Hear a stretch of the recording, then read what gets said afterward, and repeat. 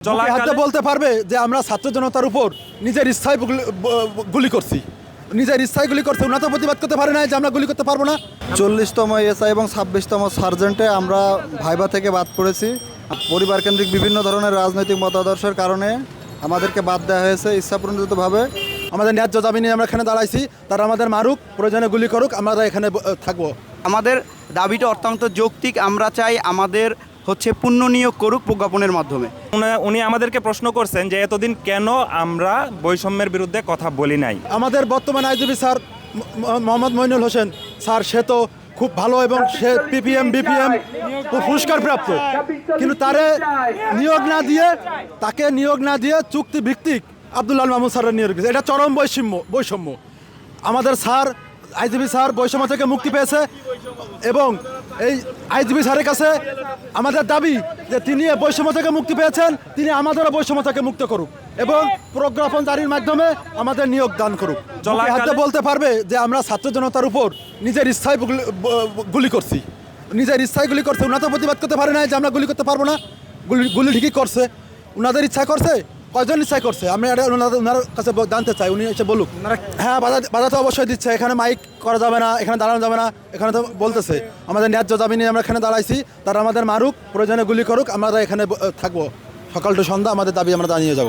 যত সময় আমরা আইজিপি স্যারের সঙ্গে দেখা করতে না পারবো, আমরা তত সময় এখানে থাকবো। আমরা গত 8ই সেপ্টেম্বর এখানে থেকে গেছি সন্ধ্যা পর্যন্ত, আমরা আজকেও থাকবো। আমরা মূলত এখানে যারা সমবেত হয়েছি তারা সবাই 26তম সার্জেন্ট এবং 40তম এসআই পরীক্ষায় যারা বৈষম্যের শিকার হয়েছি তারা সমবেত হয়েছি। আমাদের এবং পুলিশ এইখানে আমাদের বাধা প্রদান করতেছে, আমাদের দিচ্ছে না। কারণ তারা ওই আগের মতো পূর্বের মতো বলতেছে যে তোমরা অনুমতি নাও নাই কেন, এই সমস্ত বিভিন্ন সুপারিশ থাকতে হবে, অনুমতি থাকতে হবে, এই সমস্ত নানাবিধ কথা। কিন্তু আমরা তো এটা চাই না, কারণ আমরা বৈষম্যের শিকার হয়েছি। আমরা কীভাবে বৈষম্যের শিকার হয়েছি?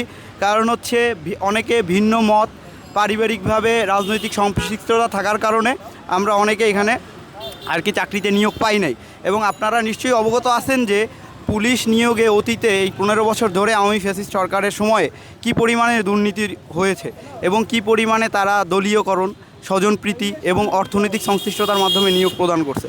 তো আমাদের দাবিটা অত্যন্ত যৌক্তিক। আমরা চাই আমাদের পুনঃ নিয়োগ করুক প্রজ্ঞাপনের মাধ্যমে। 40তম এসআই এবং 26তম সার্জেন্টে আমরা ভাইবা থেকে বাদ পড়েছি। আমাদের পরিবার কেন্দ্রিক বিভিন্ন ধরনের রাজনৈতিক মতাদর্শের কারণে আমাদেরকে বাদ দেওয়া হয়েছে ইচ্ছাপ্রণোদিতভাবে। এবং এখানে আপনি জানেন যে সাবেক স্বরাষ্ট্রমন্ত্রী এবং তার ছেলে এবং তার সাঙ্গপাঙ্গরা হাজার কোটি টাকা লোপাট করেছে এই এসআই এবং সার্জেন্ট নিয়োগে। তো সেক্ষেত্রে আমাদের মতো মেধাবীরা আমরা বঞ্চিত হয়েছি এবং আমরা চাই যে এটা সুষ্ঠু তদন্ত করে আমাদেরকে পূর্ণ নিরীক্ষণের মাধ্যমে আমাদেরকে নিয়োগদান করুক। পুলিশের চাকরিতে করা অবস্থায় উনি বৈষম্যের শিকার হয়েছেন, আমাদের সামনে মাত্র বললেন, আপনিও শুনেছেন। তাই উনি আমাদেরকে প্রশ্ন করছেন যে এতদিন কেন আমরা বৈষম্যের বিরুদ্ধে কথা বলি নাই, আমরা এখন কেন কথা বলতে আসছি।